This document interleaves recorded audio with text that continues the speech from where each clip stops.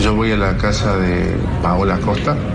En su momento, cuando me bajo, 2 personas, a su vez también pueden haber sido 3 personas, me violentan, de lo cual se le entrega un dinero de plata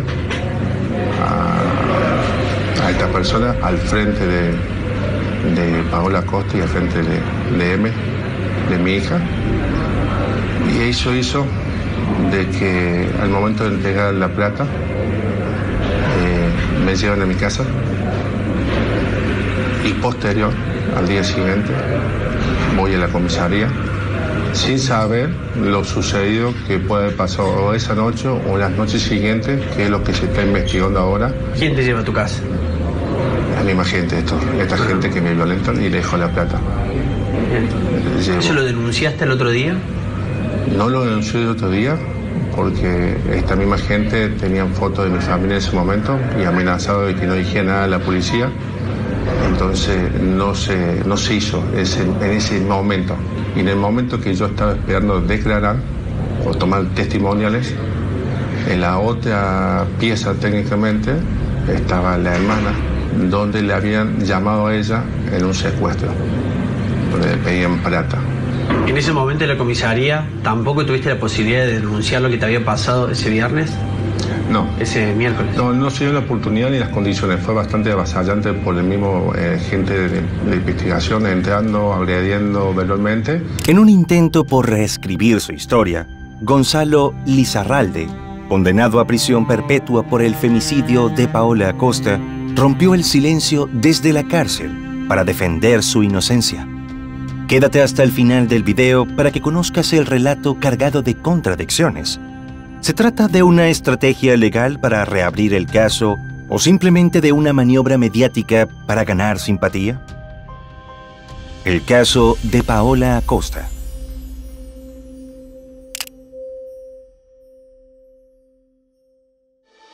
¿Cuál es el límite de la maldad humana que lleva a los humanos a cometer los más atroces actos contra su propia especie? ¿Qué pasa en el cerebro de las mentes más malignas? Todas estas interrogantes nos han quitado el sueño por años. Y ahora, analizando y llevando a tu pantalla los más impactantes casos de la historia, queremos encontrar las respuestas. En Detectives Criminales, 3 veces por semana, te haremos conocer las más perturbadoras historias para que tú mismo puedas contestar esas interrogantes. Mi nombre es Levi y te doy la bienvenida a un video más. Paola Acosta nació a finales de la década de los 70, en la provincia de Córdoba, Argentina. Fue hija de Norma Gómez y su esposo Luis Acosta, quienes tuvieron a otra niña llamada Marina Acosta, mejor conocida por todos como Maru, y un hijo al que llamaron Sebastián. Sus familiares la describieron como una chica amable, que en su juventud se enamoró y se casó con un hombre cuya identidad no ha trascendido y con el que tuvo una convivencia que inicialmente era armoniosa. La pareja tuvo 2 niños, y aunque después decidieron separarse, el padre se mantuvo presente a medida que crecieron. Si algo caracterizaba a Paola, era su capacidad para trabajar de una manera incansable para que en su hogar no faltara nada. De lunes a viernes tenía 2 empleos y los fines de semana trabajaba en una feria donde vendía de todo un poco para complementar sus ingresos. La joven madre tenía poco tiempo para socializar y, como tantas personas suelen hacer, en sus ratos libres se conectaba en Internet para conocer gente en cualquier parte del mundo. Fue así como, a finales de 2011, conoció por las redes sociales a Gonzalo Lizarralde, un argentino residente en México. Tenían varias cosas en común, pues él también nació en Córdoba. Compartiendo vivencias de su provincia, fueron construyendo lazos a pesar de 2 importantes diferencias. Paola era varios años mayor que Gonzalo y pertenecían a clases sociales muy distintas.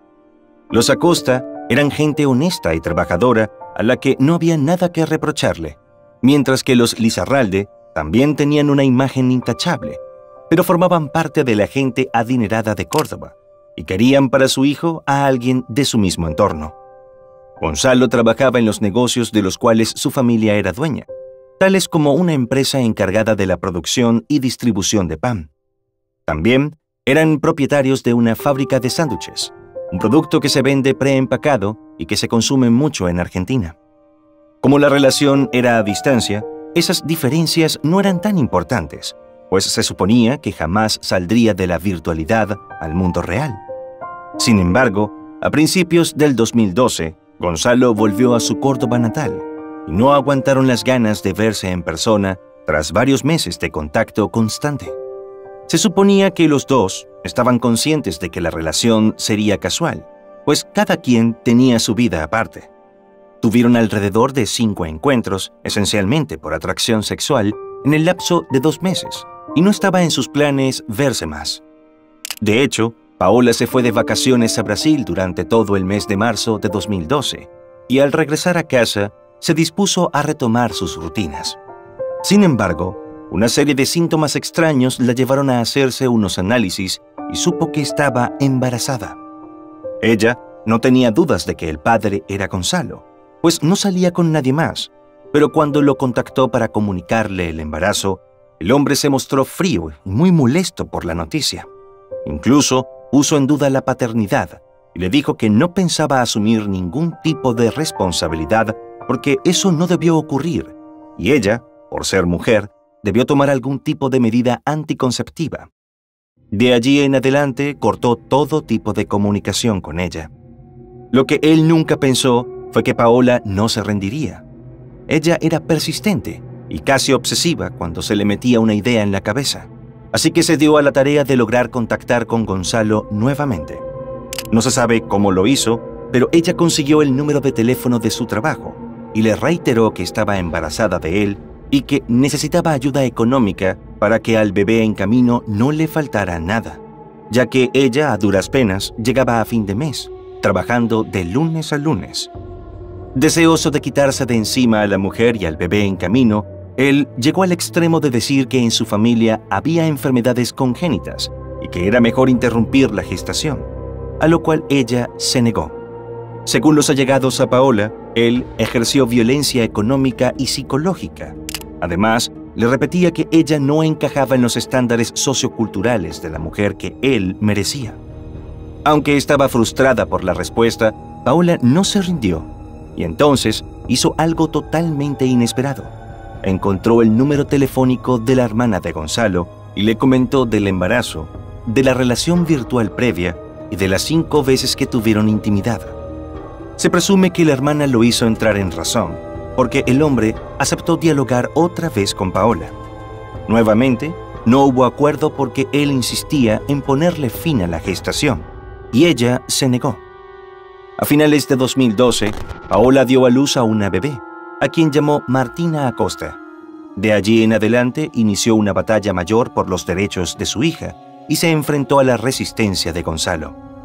Martina tenía alrededor de 1 año y medio cuando Paola acudió a las instancias de protección de la infancia para que citaran al padre de la niña y lograran que se hiciera responsable de asistirla económicamente.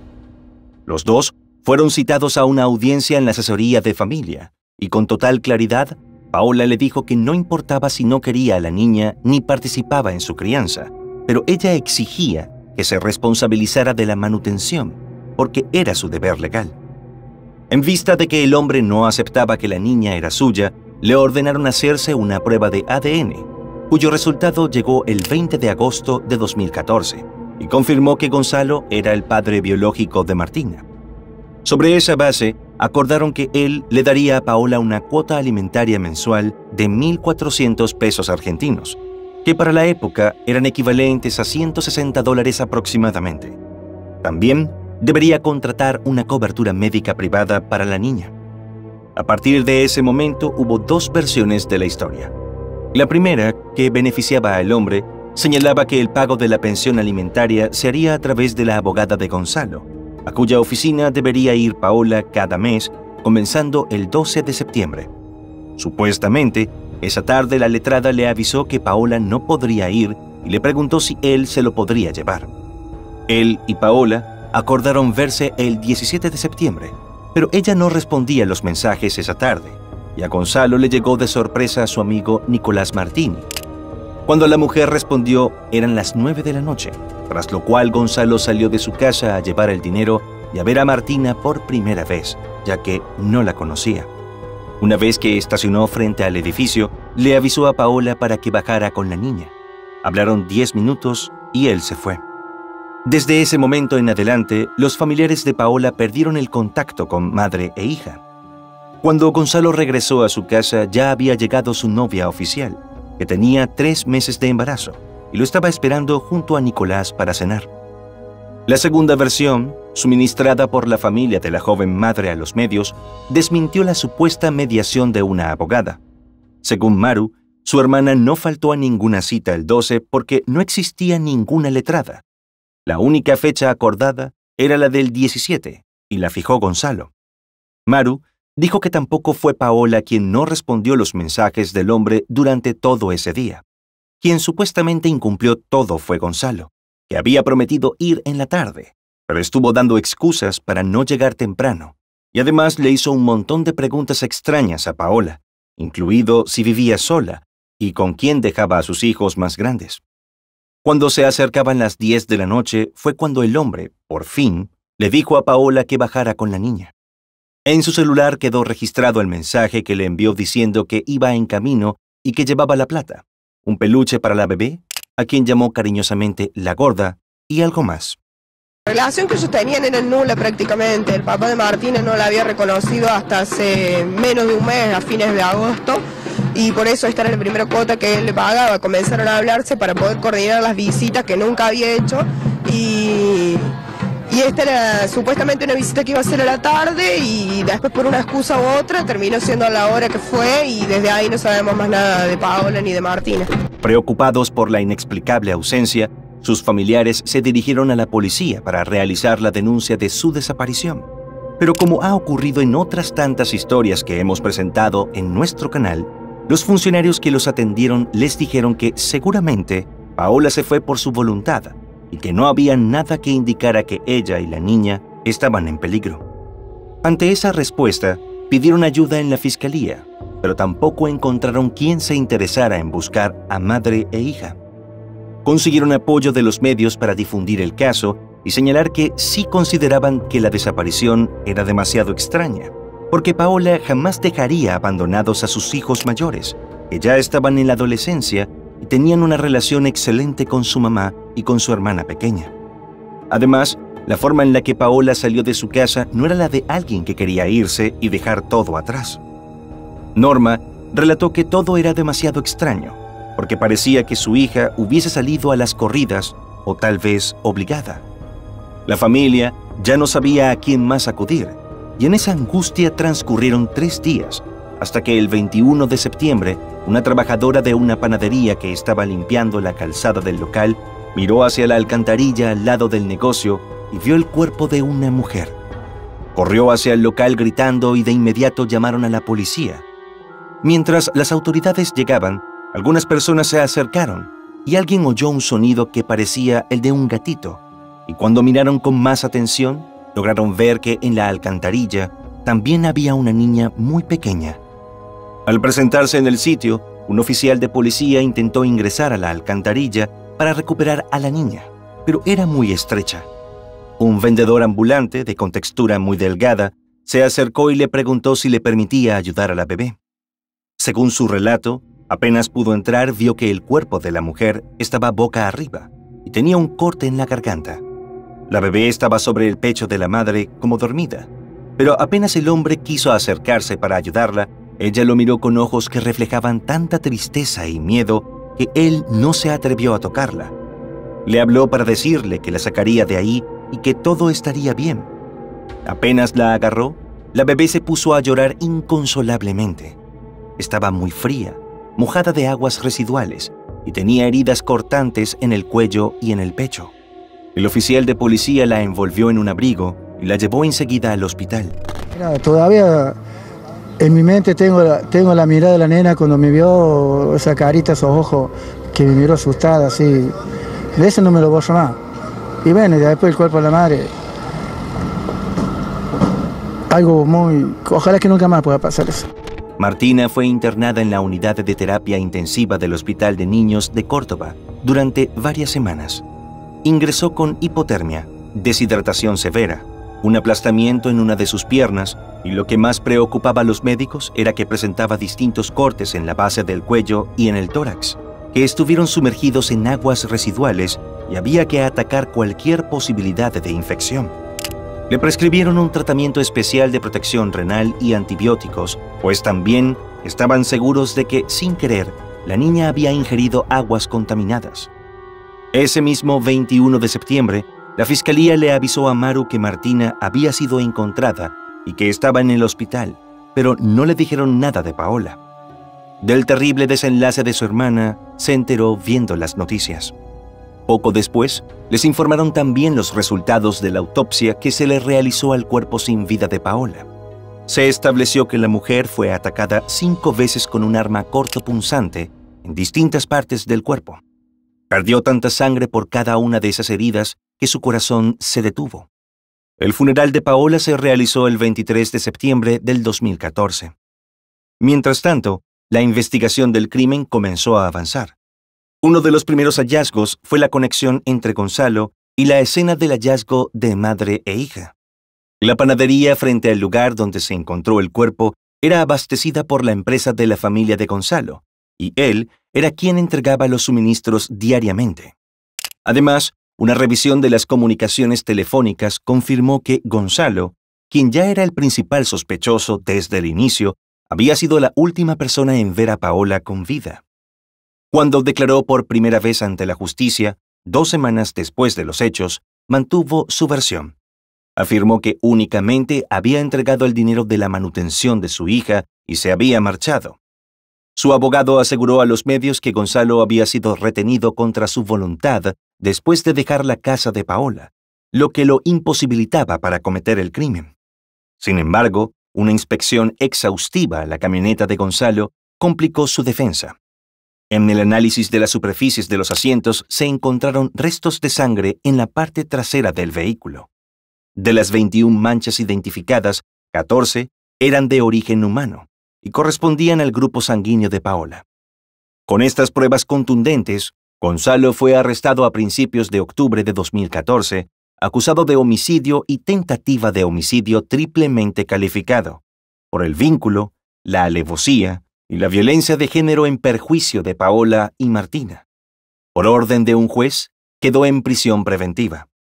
Al enfrentarse a los medios, Maru no ocultó su indignación.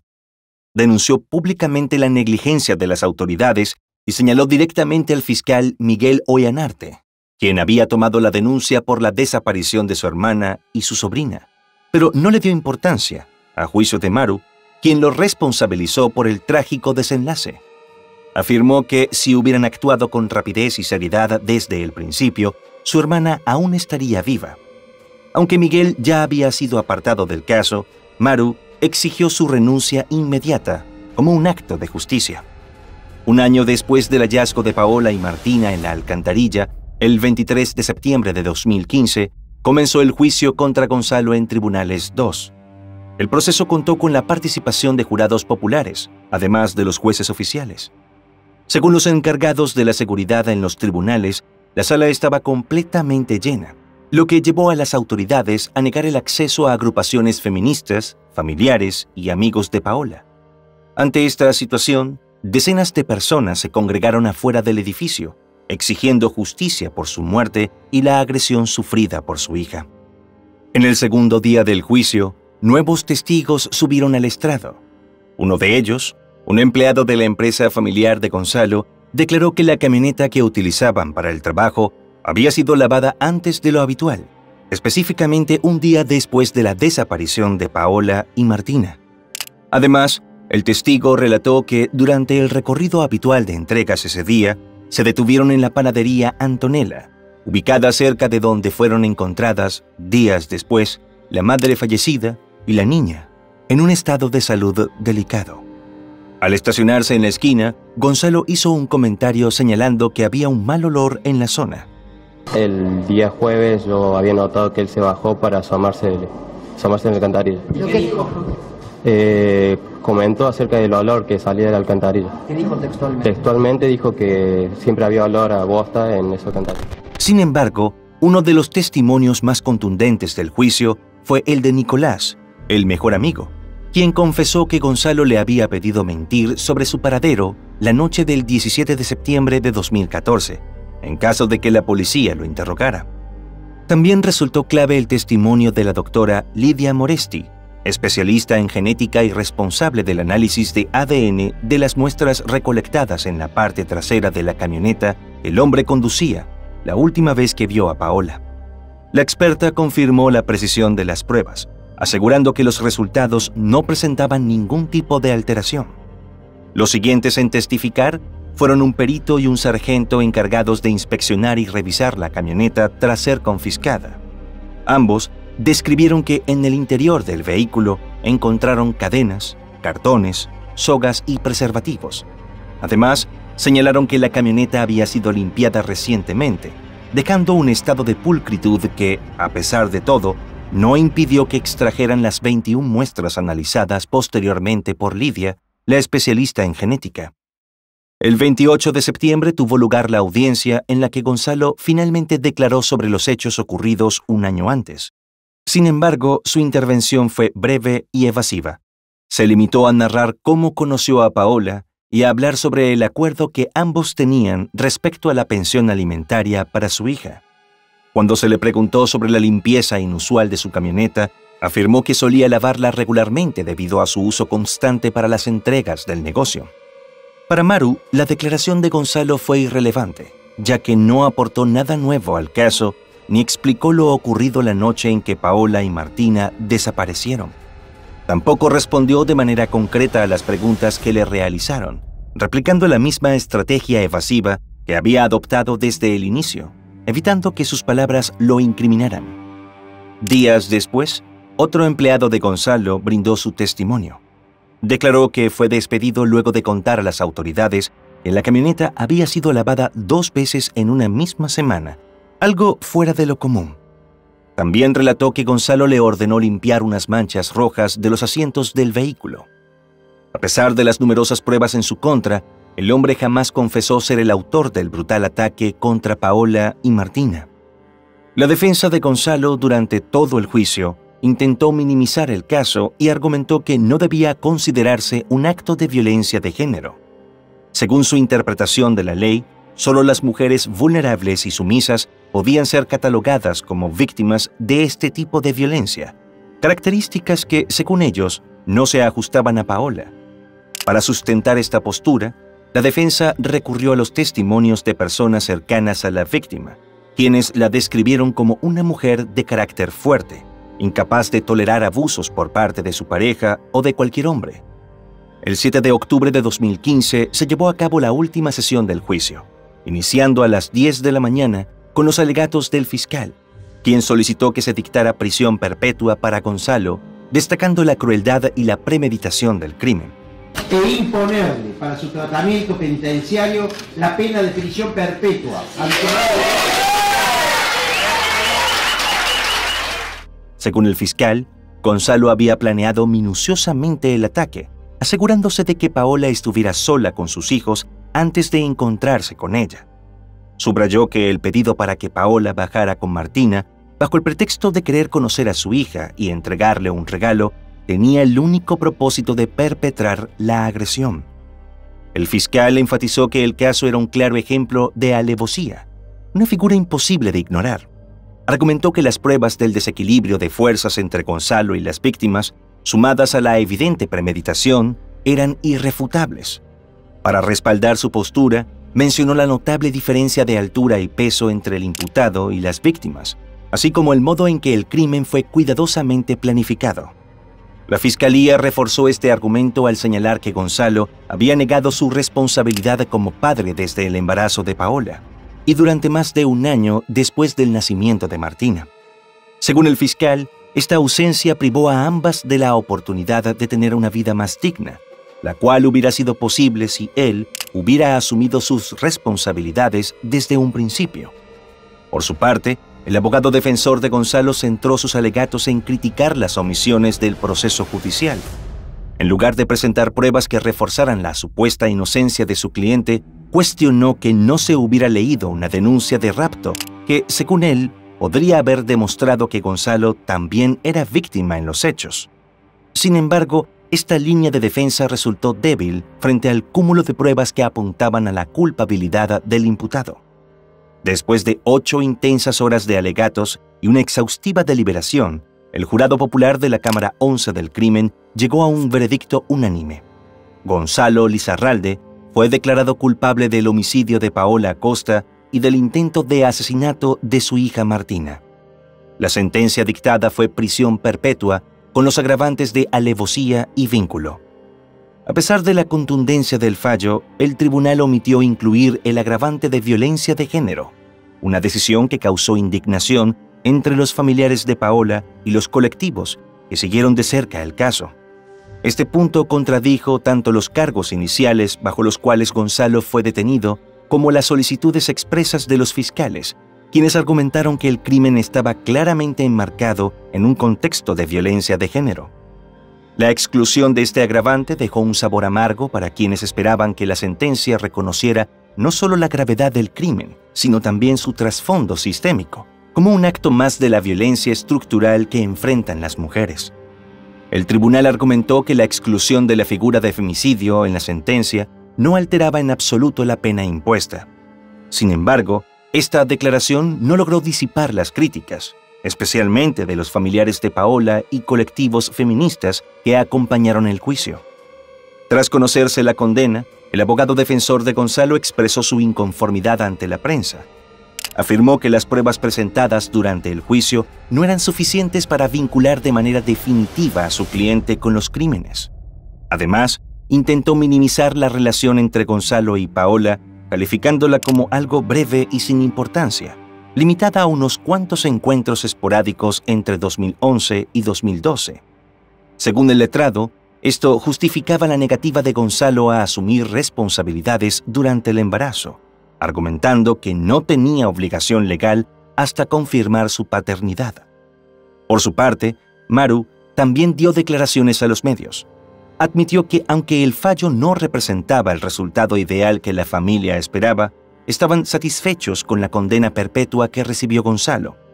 No obstante, reafirmó su compromiso de seguir luchando para que el caso fuera reconocido como un femicidio, una causa que, según ella, era esencial para honrar la memoria de Paola y establecer un precedente en la lucha contra la violencia de género. La tragedia continuó golpeando sin descanso a la familia Acosta. En marzo de 2016, Sebastián, el hermano de Maru y Paola, falleció de manera repentina tras sufrir un accidente doméstico. Según se reportó, el hombre sufrió una fuerte caída dentro de su hogar, golpeándose la cabeza fatalmente. Ese mismo año, hubo un escándalo que sacudió a los Acosta. Luis tenía una aventura extramarital oculta y fue acusado de violencia de género tras agredir físicamente a esa mujer. El caso avanzó rápidamente y en 2018 fue condenado a 3 años de prisión efectiva. Este hecho no solo trajo más dolor a la familia, sino que dejó a Maru en una posición aún más difícil, obligada a asumir el papel de pilar emocional y protector de su madre y sus sobrinos. A pesar de los devastadores acontecimientos, Maru no permitió que la sentencia inicial contra Gonzalo Lizarralde marcara el fin de la lucha por justicia. En 2017, casi 2 años después del primer juicio, logró apelar la resolución con el respaldo de los abogados de la familia. Este esfuerzo permitió reabrir el caso, que fue revisado por el Tribunal Supremo de Justicia. Durante este segundo proceso judicial, el tribunal examinó minuciosamente las pruebas presentadas en el juicio original, junto con el análisis de las circunstancias del crimen. Finalmente, en una decisión histórica, el Tribunal Supremo dictaminó que el caso debía ser considerado un femicidio. El argumento clave para esta resolución fue que la figura de femicidio no requiere la existencia de una relación de pareja consolidada, sino que debe evaluarse desde la perspectiva de un odio profundo y sistemático hacia la víctima por su condición de mujer. Esta decisión marcó un hito en la jurisprudencia del país, convirtiéndose en el primer caso en el que el Tribunal Supremo reconoció oficialmente el femicidio como figura legal en esas circunstancias. Fue un logro significativo no solo para la familia Acosta, sino también para la lucha en la búsqueda de justicia para las mujeres víctimas de violencia. Con esta victoria judicial, Maru y su madre comenzaron a vislumbrar una luz entre tantas pérdidas. En junio de 2019, después de años de batallas legales, Maru anunció a través de sus redes sociales que finalmente habían obtenido la custodia legal de Martina, quien para entonces tenía casi 7 años. Este logro fue un alivio emocional para la familia, que veía en Martina una oportunidad de sanar y continuar el legado de amor y fortaleza de Paola. Mientras tanto, los 2 hijos mayores de la mujer permanecieron bajo la custodia de su padre, en un acuerdo que, aunque doloroso, fue considerado lo mejor para los niños. Los giros inesperados en la vida de la familia Acosta continuaron con un acontecimiento clave en 2021. Un testigo que había decidido permanecer en silencio durante el juicio inicial finalmente se presentó para declarar, proporcionando un testimonio que añadió nuevos matices al caso. Pablo Óscar Heredia, vecino de Paola y sus hijos, relató que aquel día llegó a casa tras una larga jornada laboral. Mientras descansaba, escuchó voces provenientes de la entrada del edificio. Al asomarse, vio a Paola discutiendo con Gonzalo, mientras cargaba a Martina en brazos. Aunque presenció la tensa escena, Pablo decidió no intervenir en ese momento, creyendo que no era su lugar. Esa decisión lo acompañó durante años, llenándolo de remordimientos. Gonzalo Lizarralde, mientras tanto, fue trasladado en 2021 de la cárcel de Bauer a la penitenciaría de Ciudad de Cinco en Villa María, donde continuará cumpliendo su sentencia de prisión perpetua. Según los registros judiciales, su condena se extenderá hasta el 20 de septiembre de 2049, fecha en la que tendrá la posibilidad de solicitar su libertad condicional. Para ese entonces, Gonzalo rondará los 70 años. La vida de sus padres también dio un giro tras el crimen.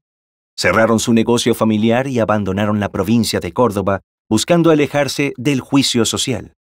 A pesar de esto, continuaron visitándolo regularmente en prisión e incluso llevaron consigo a la hija que Gonzalo tuvo con su novia, quien estaba embarazada en el momento del crimen de Paola. La niña nació mientras él ya se encontraba bajo custodia. En cuanto a Martina, su vida avanzó bajo el cuidado amoroso de Maru y Norma. Para 2023, ya con más de 10 años, sus familiares han optado por protegerla de los detalles más oscuros sobre el fallecimiento de su madre. Sabía que Paola había perecido de manera inesperada, pero desconocía las circunstancias exactas. Por su corta edad, en el momento de los hechos, Martina no tenía recuerdos claros de lo ocurrido y no mostraba interés en profundizar. La niña, sin embargo, era consciente de las cicatrices que quedaron en su cuerpo, fruto de las heridas y las cirugías que le salvaron la vida. Aunque no entendía plenamente lo sucedido, su familia prefería manejar la verdad con cautela, esperando el momento adecuado para explicarle todo.